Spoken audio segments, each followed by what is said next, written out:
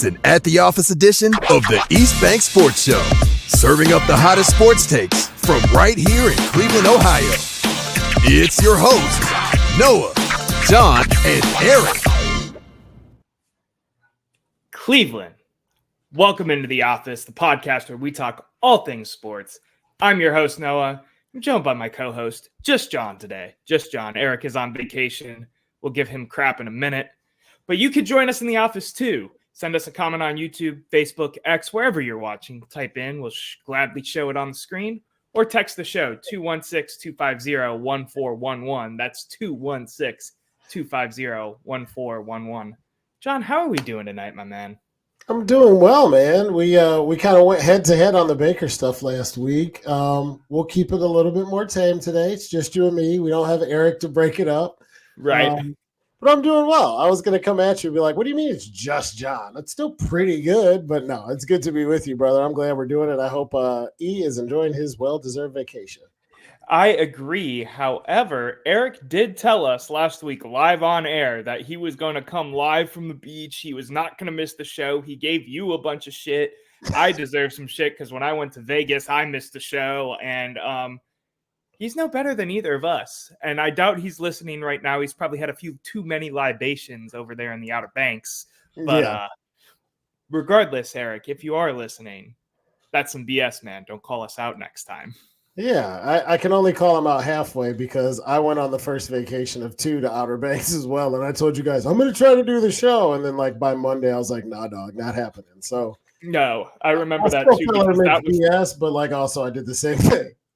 No, I remember when we went on the Vegas trip, it was after you did your Outer Banks trip. So I didn't even bring anything. I didn't even attempt to think that I was going to get a show in. I was just like, nope, John said no. If John can't pull it off, I'm definitely not going to pull it off because I am 23 and downtown in the heart of Las Vegas with a pocket full of money and some gambling tendencies in my blood. But John, we could talk vacations forever. I assume these people do not care about our vacations. What games are you fall, baby. What's that? It's fall, baby. We're back to school, back to football. Everybody's home, at least everybody with kids. Single guy Eric can take vacation whenever he wants. But many Americans are returning back from vacation season, getting into football. So, yeah, let's talk some NFL and some pigskin. Yeah, for sure, man. So the question of the day, and it's going to be open and broad. Let us talk. We'll cut to commercial, at some point and kind of just have fun with it, honestly. What games are you looking forward to this NFL season? This was originally going to be our 30-second takes question for this week, but I kind of wanted to open it up, talk some games, some highlights, because I know I am absolutely juiced to watch football tomorrow night and Friday night and Saturday night and Sunday night and Monday night, and then take a 2-day break and do it all over again, baby. So, John, what games are you looking forward to? Just give me one off the top. One off the top. All right, before I get into all the other stuff, don't the Jets play the 49ers on Monday? Yeah, that was one of the games I have highlighted. Jets at 49ers on Monday to see what's going on with Aaron Rodgers and just watch the 49ers play damn good football. It's the best team, in my opinion, in the NFC versus a team that thought they would be a Super Bowl contender when they signed Aaron Rodgers. Hasn't panned out. It's been a while, but he's back and healthy and ready to go. So, I mean, shit, let's start with something that's going to be before this time next week. Jets at Niners Monday night, big week 1 matchup. Yeah, man, I'm looking forward to that game too. Like I said, I had it highlighted. Another game I'm looking forward to, which is complete cop-out because it's in less than 24 less than 24 hours from now, Ravens at Chiefs. How could I not be excited for the first night of Thursday night football? A barn burner of 2 teams. I'm ready to get some bets in on that game. I'm ready to sit down, crack open a beer. John, I know you don't drink, so you can crack open a nice Diet Coke or something like that and watch Thursday night football for the first time in what feels like decades. Yes. I'll you know what? We're not big enough that I need to worry about brands, but I'm going to keep the brand to myself. But there's a big prominent non-alcoholic beer brand that makes delicious beverages. That's usually what I go with for game day. So I'm with you on the beer. I'm just going to feel okay after it because I still got to function because I got kids. Interesting. Now I got a question for you because you thought I was going to say Browns versus Cowboys. Did you write that down on your list? Because it's on my list. No, so no is a strong answer. I'm always excited for the return of football, but there's two things that I think are true. One, I like that we talk about games we're excited about, but not do like a Browns schedule game, because in the NFL it is way too. I think in college it makes sense, but in the NFL, 4 teams you think are going to suck are going to contend, and 4 teams that are supposed to contend are going to suck. And there's only 32 teams. So being like, oh, the Jets, that's a win, and the Chiefs, that's a loss. I mean, it's kind of stupid. Plus, any given Sunday, right? Like, the spread being bigger than 7.5 is pretty rare in the NFL because there's just 100%. Not a lot of. Even the Chiefs are like, oh my God, there's this quote unquote dynasty. Like, they're going to lose at least 6 or 7 games this season. Like, well, 7 would be a lot, but at least 5 or 6. I think, maybe not, but we'll see. I don't know. I think they're the only tried and true team in the NFL. I think a lot of the teams, other than the 49ers, I think to Buffalo, I don't think they got better. I think they got worse. I don't think the Ravens got particularly better. They did get Derrick Henry, but I don't think they got better.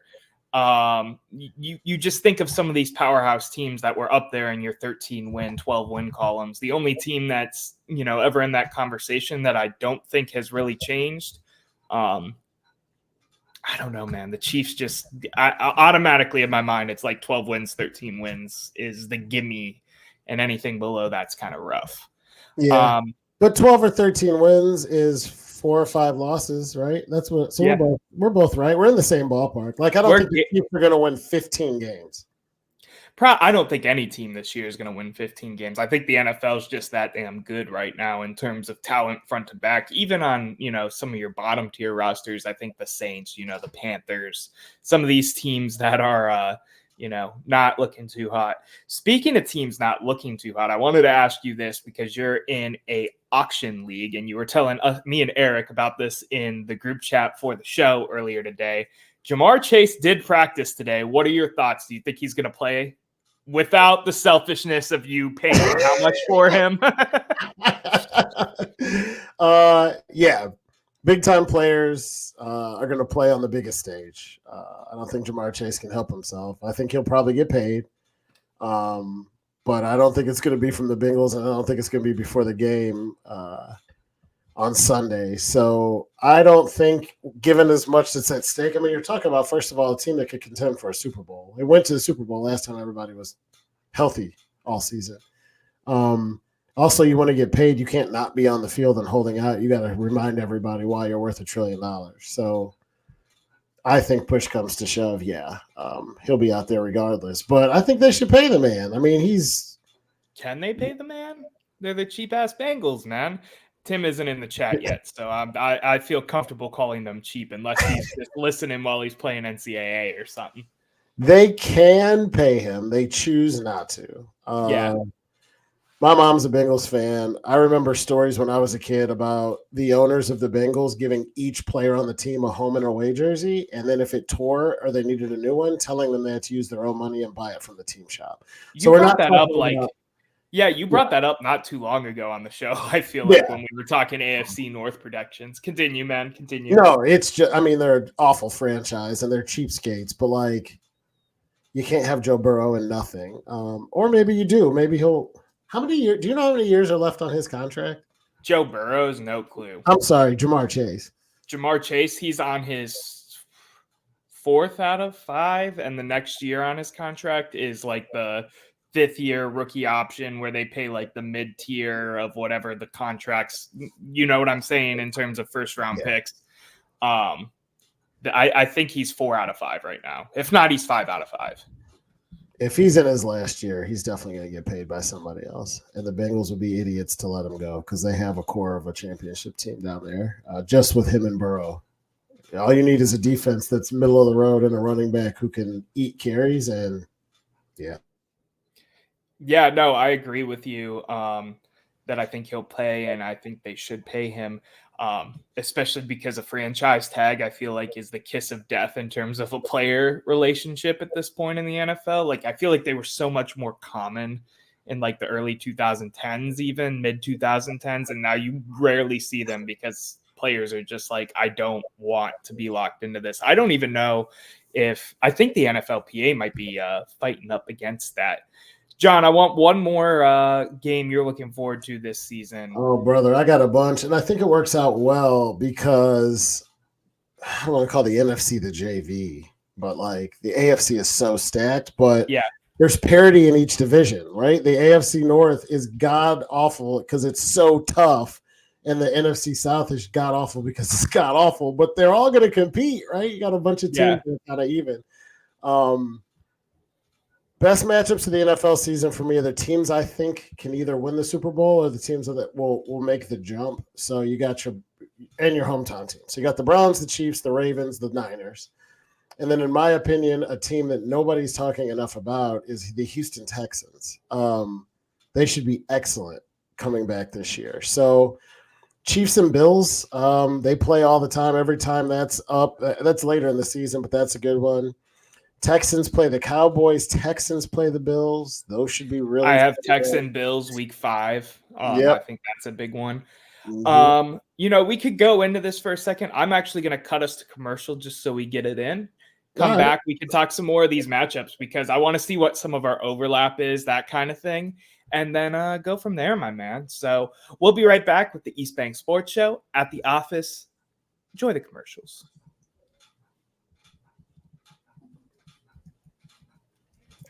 And we are back with the East Bank Sports Show. Just real quick reminder, please hit that subscribe button if you are watching this on YouTube.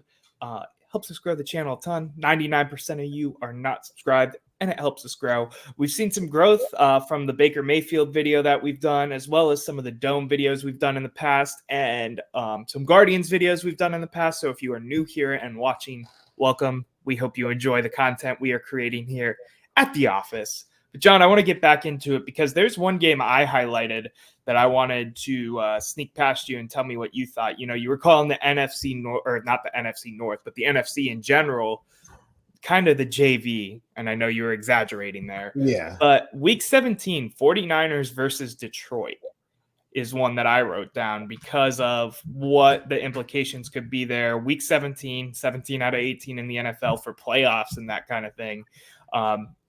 Especially as an AFC North football fan in general, because I'm a Browns fan, obviously, something like this could be an entertaining side game to watch that you don't have as much stock in, and you can just enjoy some good football and two seemingly powerhouses in the the NFC go at it.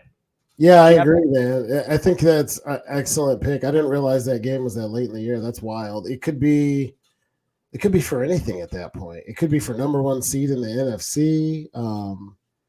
I don't know. You reminded me of something else too. The Detroit Lions. You know how we talked about with the Olympic medals? If you're not rooting for the USA, who are you rooting for and why? Or if the USA wasn't there, right? Yeah.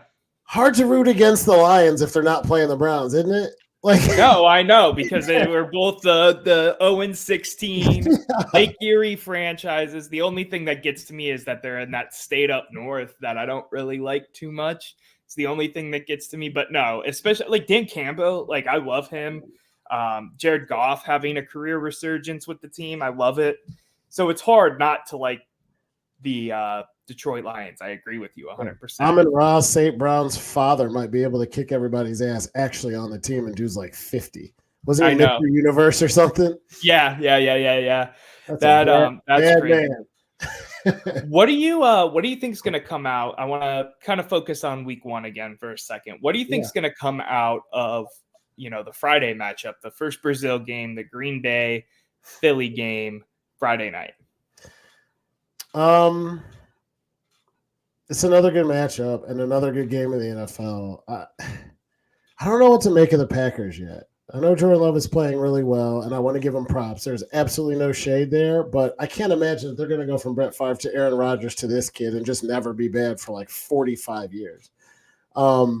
He's got to hit a hiccup, right? And the other thing is, though, are the Eagles still? Like the Eagles that won the Super Bowl and the Eagles are now have taken a step back. I still think they can contend in the NFC, but the Eagles aren't the best team in the NFC. So one team that we think is going to be good that's on its way up, one team that we know has been good that could be on its way down. Maybe they're passing each other on like opposite elevators, but it should be a good matchup. I think by the end of this season or next season, Philly could be back to the old 8-9 and starting over, and the Packers could be a serious juggernaut. But for right now, I think it's going to be an awesome game. Yeah, I'm excited for the game. I'm really curious. I don't know how much you were paying attention to sports news today. The team physicians suggested that the players do not sleep on the plane ride to Brazil, so their body's internal clocks aren't all screwed up for the game. Thought that was really interesting. I'm excited to see this game. I'm excited to see. I like the NFL reach out games where we get to play these games in different countries, places that don't get to see American football like we do. When I walk down the street to the Muni lot and have myself a ball and then make it to some dive bar by 1 p.m. So I'm really excited to see what that fanfare looks like as well. I love the idea of the game of American football growing as a former American football player, of course. And I'm excited for the matchup, man. I think it's going to be a good matchup in general between two NFC teams that, I think could put on a good show for a game in Brazil for the first time in NFL history. John? Yeah, I think it's also I was a geography nerd in school, so first thing I'll say is, like the whole country, the whole continent of South America is east of Miami. So you think of it as just being south, but like you're going 2, 3, 4 hours ahead. It's like damn near like going to Europe. Yeah. Question for you though, because when I said, hey, what games are you most excited about seeing? It's the teams I think can contend play each other. And I got to a little contender or pretender thing. I know it's overdone. It's cheesy. They do it on TV too. But like, are the Miami Dolphins any good? So one of the games I have highlighted for this week, I highlighted all the teams that I think could be in that contender realm, right? So one of the games I have highlighted for Sunday that isn't Browns versus Cowboys, obviously, was Jacksonville at Miami, because both of those teams have kind of been on the cusp, in this lower end of the AFC, back and forth, winning a division. You know what I mean? Yeah. I have that highlighted. I'm curious to see if they're going to be pretenders or contenders. Tim, I am glad you are in the chat now and not when I was talking about the Bengals earlier. What's up, my man? Back to what you were saying, though. I think Miami has a chance still. I think they have a pretty loaded roster, even if it's a wild card make. Jacksonville, I don't know. But I'm excited for that matchup. Miami's on the bubble, man, in my opinion, too, if that's what you were thinking. And Tim, yeah. I'm not going to show that comment because we're trying to limit the bad words. But no, I would never do that. I would never talk bad about the Cincinnati Bengals. Come on now, man. Another game I have highlighted. Sorry, that threw me off for a second. Rams at Detroit. Yeah. Any interest in that one? The Sunday night game after the Browns beat the Cowboys 500-0.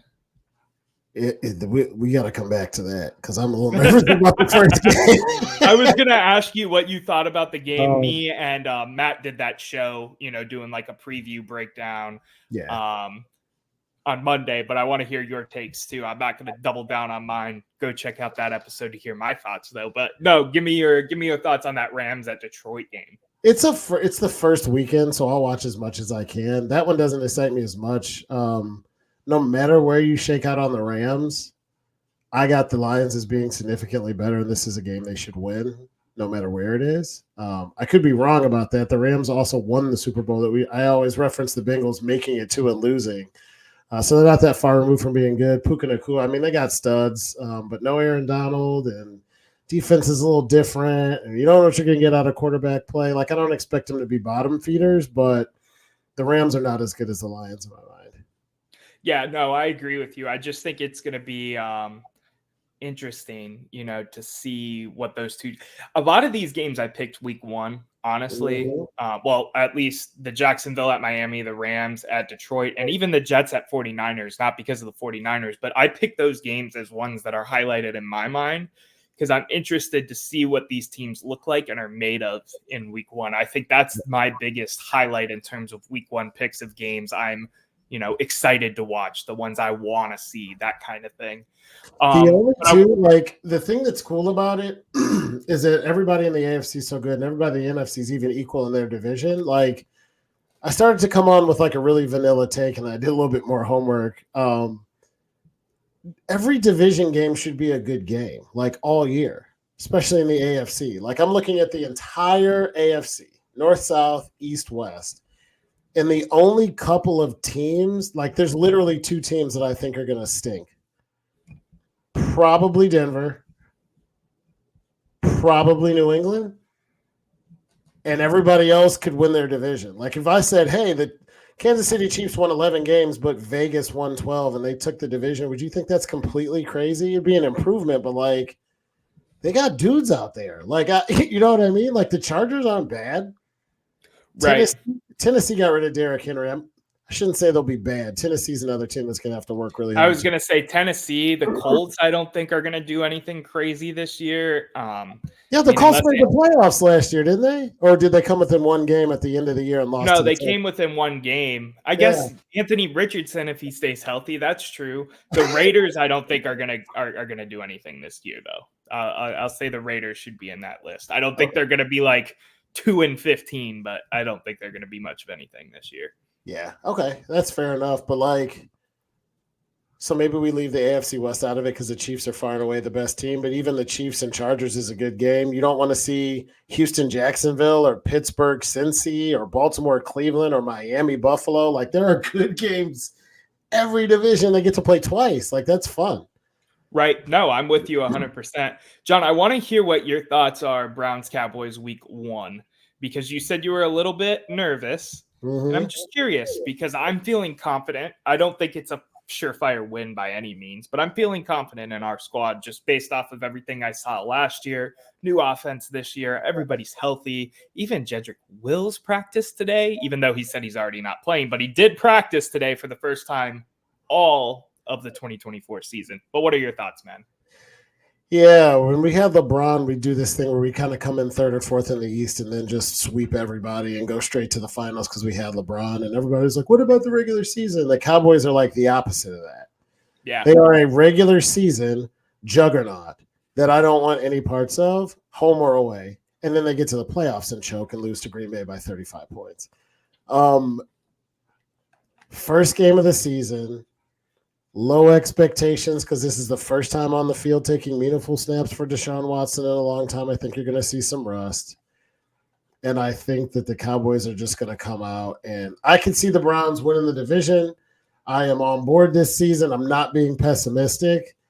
But the Browns don't win their first game of the season very often when they're good or when they're bad. And they got a really good – The last couple years, man, we've been all right with the first game in the season, whether it be keeping it close or winning. I've been 2-2 out of the last 4 years, and convincing win against Tim Lyons' Bengals last year, and a game time Cade York career game here against the Panthers and Baker Mayfield. Right, but that's what I mean. Like it was Baker Mayfield and the Panthers, and we needed a 63-yard field goal with 50. It wasn't that long, but I don't disagree with you. We were also starting Jacoby Brissett, to be completely fair.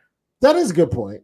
But full circle back to the original statement, Browns don't win their opener very often. I don't see that changing this year. I think the Cowboys are going to get them something like 27-17, and then we'll be off and running after that once everybody's at the 480 bridge ready to jump. I think the season's going to be good. I think we'll still play well if we stay healthy and get decent quarterback play. All the things we've talked about, Browns will be contenders in this division. But shit, man, I don't know, man. The Cowboys and national TV, I mean, this is a game where the Browns we're just begging to get embarrassed on national TV, and I think they're going to give it to us. I don't know. I hope I'm wrong. I'm ready to break that curse, and I'll give you my thoughts real quick. I'm not going to double down on every little point I made in the last episode, but I do want to hear what you have to say about what I have to say. But I want to give Tim some credit real quick because he gave me a couple comments I want to highlight. It's okay, Noah, I talk crap about Watson on Rumble or running through the jungle. Not going to lie, as you should. There's no reason for anybody other than us sitting here to have any type of faith in that man right now, and our faith is blind faith. Joe Burrow and his bum calf from last year in monsoon weather. Yes, we did beat Joe Burrow last year, but the bum calf was not officially a thing last year. Just to go back for a second, but the monsoon weather was rough, but it did affect us too. And I will put that out there.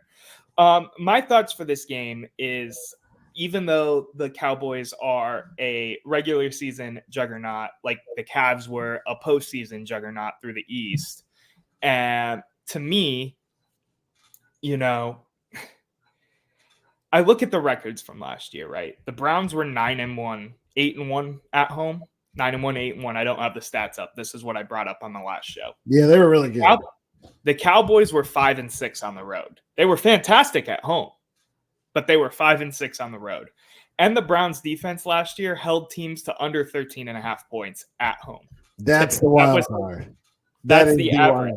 It's on the it's on the defense, period. It's on the defense, too, because we're not going to be able to run the ball.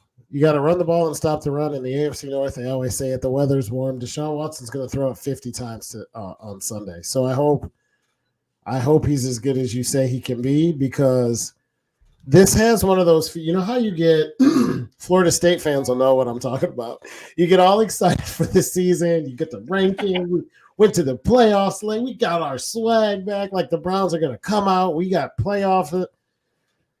You know how you always got that one first gut punch before you get on to the season, especially as Browns fans? Like, even when we're good, even in the season of dreams, when we went 10-6 and Derek Anderson went great, we had to lose the first game 42-3 and get a safety like on the last play of the game. You know what I mean? I just see them coming out, scoring, Watson panicking, throwing a pick six, and it's 14-0 with 50 minutes to play. And now we got to throw 62 times, and Deshaun's not up to the task, and they just run away. I mean, like I said, 35. The scenario 14. You just gave me, though, reminds me of the Ravens game last year, where it was 14-0. Deshaun threw a pick six to start the game, and we won. All right. Hey, listen, I like to give my unbiased non-Browns opinion. If you said, as a fan, what is going to happen Sunday? Browns 77. Cowboys 0. Dak Prescott gets taken out because Myles Garrett kills him, and we look 16 sacks. Yeah. Cowboys are really good, man. No, Cowboys I agree with you. Like I said, I don't think this game is a gimme. We're gonna for sure win it by any means. I don't think any of that. But I have some faith in this team, especially at home. Big game. I don't think the lights scare this team anymore. I think we faltered in the playoffs at the time because of, Joe Burrow's light, or not Joe Burrow. I see Tim commenting now, and I'm thinking Bengals. Joe Flacco's light was starting to burn out, obviously. I just see this being a good game for us, and it really all falls on the defense. I also want to fact check myself real quick, so it's on record. Yes, Joe Burrow did have a calf injury for the Browns game. I was thinking about his throwing wrist thing that came out later, which put him out for the whole season, but the calf injury was there week 1. I do remember that now. Thank you for the fact check, Tim. John, I got another question for you. Unless you I'm just going to give you like 1 or 2 games that we haven't mentioned that could be fun. Yeah, I was going to go Browns focus, so go for it. Oh, yeah, let's do that 1 sec. I don't personally believe in the Chargers. I think they're a good enough team, but they're in LA. They get a ton of press. They have awesome uniforms and a very amazing stadium, and everybody kind of, it's the Chargers. Why not? I don't think they're contenders, but if I'm wrong and they are, Ravens-Chargers week 12 is going to be really good. And then we said contender, pretender. If the Dolphins are contenders, the 49ers also play the Dolphins late in the season. So, I saw that. I had that written down, but I already had 2 49ers games written down. And I already had a Dolphins game, so I just forgave, whatever. I let it go. 2 games we forgot. The Chiefs play the 49ers. Do we say Chiefs 49ers? Do the Chiefs play the 49ers? Mid-season, week 6, 7, 8, sometime around like the Browns bye. I'm double checking you right now. It's not that I don't believe you. Yeah. October 20th, 4:25 game. Yeah, I don't want to say it goes without saying, but shit. I mean, right? No, it goes without saying. Yeah, it's gonna be probably a good game if everybody's healthy. 2 games, and then I'm gonna go Browns focus for a little bit, and then we can wrap this thing up if you want to.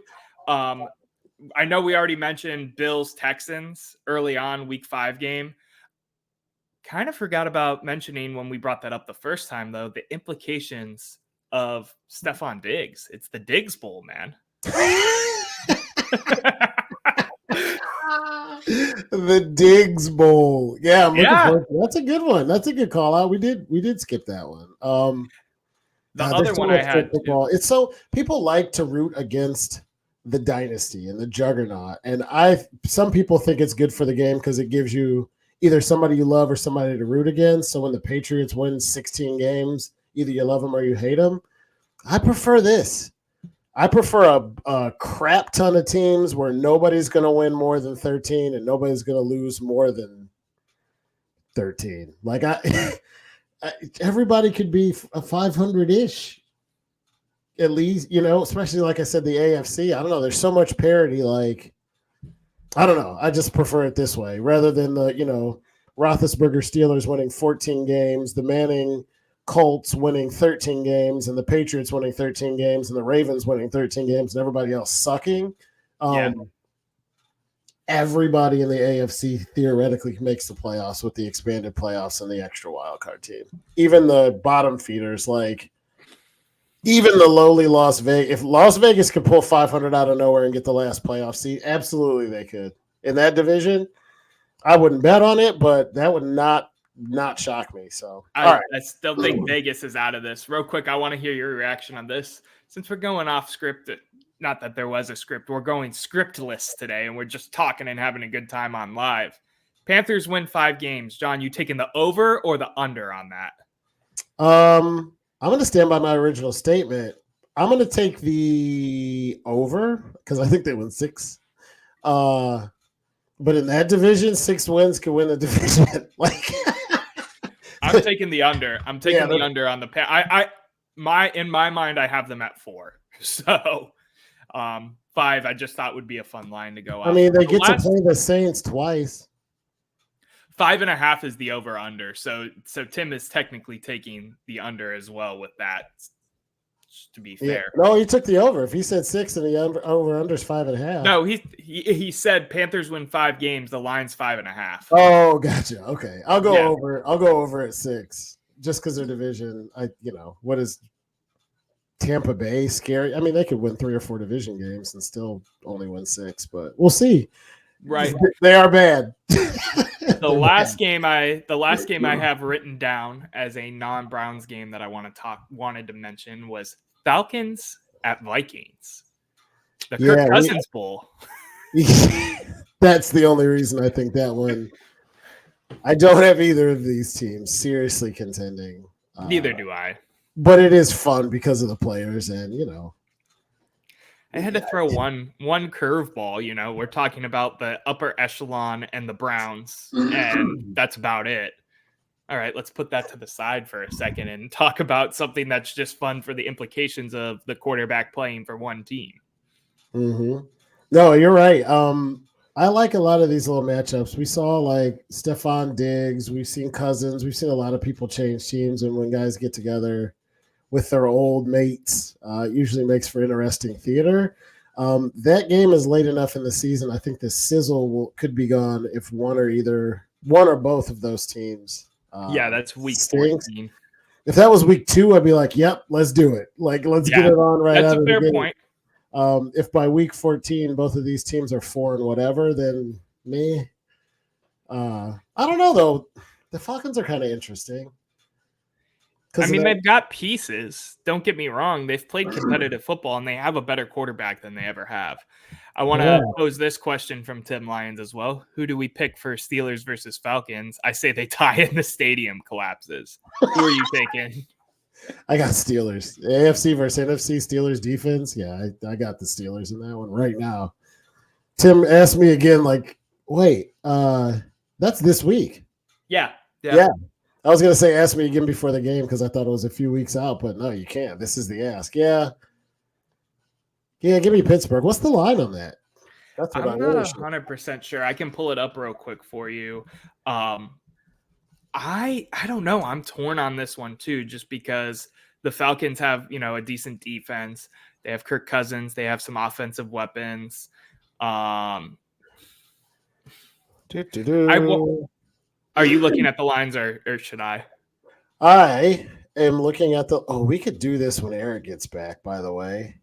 What? We could keep track of we could just go, here's the line, get a little spreadsheet, and everybody pick their team with the spread and see what we end up against ATS at the end of the season. Or whenever, or week by week, or do it every now and then, but that could be fun. No, for sure, for sure. I love how casual this episode is. Real quick, I want to shout out everybody tuning in. We really just came in and decided we wanted to talk and be all excited together for, a little bit about the NFL starting tomorrow. So appreciate everybody tuning in. Falcons are favored by 3, Tim just said. Yeah, but the game's in Pittsburgh. Isn't it? I think it's Falcons. So this isn't as tried and true as my theory about taking wide receivers. It's in Atlanta. That's why they're favored. Okay. So this stupid website that I pulled up, usually everything that I use in life, the home team's on the bottom. And this says Falcons versus Steelers with the Steelers on the bottom and the Steelers are on the road. So that's my fault for picking a dumb website. But okay. Well, I'm going to still say it since I was halfway through it. This isn't as tried and true as my draft QBs and wide receivers theory for fantasy. But in the NFL, home underdogs are a really good play.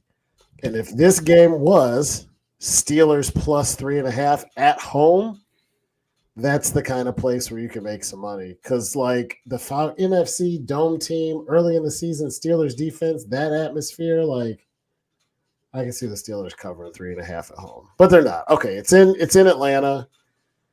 I mean, I still got the Steelers to cover 3.5. I think that game is close. I think they can win it outright. I think I have the Steelers on that one too, as much as I don't want to admit it, just because. But I'll be happy if Atlanta wins. John, I got another question for you, and then we can kind of take it from there and wrap up the show. What games on the Browns schedule do you have circled for this season? Are there any in your mind that stick out that matter, existentially to you? Because I have 2 that I listed in terms of my notes for today's episode of games I was looking forward to. But I didn't want to, completely glaze the Browns the whole time and talk some of the wider NFL. Yes, there are games that mean more. And to win your division, you got to win in your division.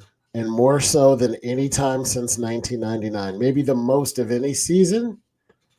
I think who goes to the playoffs out of this division and who's at home shaking their head and wondering why is going to be your ability to win in your division. So it sounds cliche, and it is the easy way out. So I'll give you a few other games. But you play the Baltimore Ravens twice, the Pittsburgh Steelers twice, and the Cincinnati Bengals twice. If you win 4 or 5 of those games, you're going to win the division. If you lose 4 or 5 of those games, you're going to be sitting at home as a wild card maybe or out wondering what the hell happened. You're going to be like, well, you couldn't beat Cincinnati and Baltimore at home. And that's going to be what it comes down to. Dallas, I think, is a loss. But Dallas is interesting because it's the first game of the season. I think Jacksonville is very good. I think the Eagles are very good. But as far as non-division teams, when I think about what games I have circled too, we got the Chiefs and the Dolphins late. Yeah. Chiefs week 16 and Dolphins week 15. 18. Chiefs is one of the games I have circled. I'm going to go on my tangent real quick. I have 2 games that I have circled for the Browns this year that just stick out to me more for, I guess, the emotional implications. Mm-hmm. I have Browns versus Chiefs week 15. Because of all the implications of what that had in our playoff run with Baker, and then coming back and Baker getting hurt in that first game, which kind of probably led to the downfall of what that roster was built to be before they traded for Deshaun. And we're not going to go into that can of worms again now, are we, John? No, we're not. That game I think is really important It's in Cleveland, and it's a whiteout game. It's one of the 3 games that the Browns are going to be going white head to toe, white helmet, white throwbacks, white pants, white cleats, white socks, white everything. Whiteout late in the season, potential snow involved, whole stadium wearing white, going crazy like it's that Thursday night football game against the Jets for us to clinch the playoffs. That one I think is set up to mean a lot for this team. Mm-hmm. The second one is Browns at Steelers, for the sole reason of I want this team to shake so badly the monkey off their back of not being able to win in Pittsburgh. We could be better than Pittsburgh. I think we've been better than Pittsburgh the last couple years in general, except the one year where Baker, threw regardless. Or the 1 year Baker won a playoff game in Pittsburgh. But yeah, keep going. Right. No, but we were better that year. I was excluding the year after that when he was hurt and we were like 7-10 or whatever. Yeah, those 2 games to me, I think, are the most outstandingly important to me as a fan, because those are just things I want to see the team get over the hump on. You know what I mean? Yeah. The cool thing about NFL over baseball, basketball is that these last games mean so much to playoff contenders, and we got a chock full roster of them to like wrap up the season. NFL did a great job of putting division games at the end of the year, so now the games matter more a lot of the time. And then you mix the Dolphins and Chiefs in. If you fancy yourself a contender, which means the ability to contend to win the Super Bowl, games like the Chiefs at home in December need to be wins. And I'm right there with you. You and the Dolphins and the Steelers, you got to beat the Steelers late. Like, there's some games at the end of the schedule. I think the Chiefs game is big. Yeah, I like the away Steelers game too, but that Dolphins game, man. The Dolphins are and to be fair to them, the Dolphins have the same moniker as the Browns. The whole, are they pretender or contender? I would say that about our own team too. I think that's the national opinion. I think personally it's a little egregious, and maybe that's the homer in me be saying that. But yeah, I don't know, man. I don't know. People are going to be, I mean, if you're right and Deshaun is good, not even great or Hall of Fame or MVP caliber, if Deshaun Watson is just good, yeah, this is a 13-win football team, and they are absolutely a Super Bowl contender. Because with that defense and with the talent everywhere and Nick Chubb coming back, forget about it. The question I just can't get there on is he going to be good or is he going to be average? Because if he's average, we can still win a lot of games, but you're going to lose in the playoffs like you lost to the Texans last time. You're not going to be able to beat teams like the Ravens on the road and win a Super Bowl if he's just average. He's got to be at least good. I'm really, really curious and excited for the NFL season to start in T-minus less than 24 hours at the time of recording and at the time of being live. John, is there anything else you want to throw out there before I take this show home? I wasn't going to do final thoughts and takes unless you really want me to. No, it's an easy final take for me. Football is back, and unless you're a Florida State fan, it's something to be excited about. This, I don't mean to pick on them, but golly, top 10 and then you lose 2. Yeah, but maybe we'll talk some college next week, man. I'm just glad football is back and that the fall's here. Yeah, me too, man. I am ready to watch some NFL. I've been excited to watch college, watching Ohio State beat up on Akron. Through and through. Go ahead. What? Took them a minute. I think we talked about this, but I'm like, the Buckeyes always, it doesn't matter if it's Akron, Marshall, San Diego State, they always find a way at halftime to be down 13-14 before they score 35 points. Right. But they got it done. That's always how they've been, regardless of the quarterbacks. But I'm excited for football to be back. I'm excited that we've got to watch some college. I'm excited that the Browns play football. America's game of the week. Basically a national game on Sunday. John, it's been a pleasure, my man, being able to sit here, have this super casual, laid back, off the hip, no script episode of The Office. Thank you, everybody, for tuning in. Again, please hit that subscribe button. Check out everybody with the Fanatical Elves and Fans First Sports Network. Help us grow this brand that we are so happily a part of. And until next time, Cleveland, Cincinnati in the chat, America Have a great rest of your week and enjoy some damn good football this season.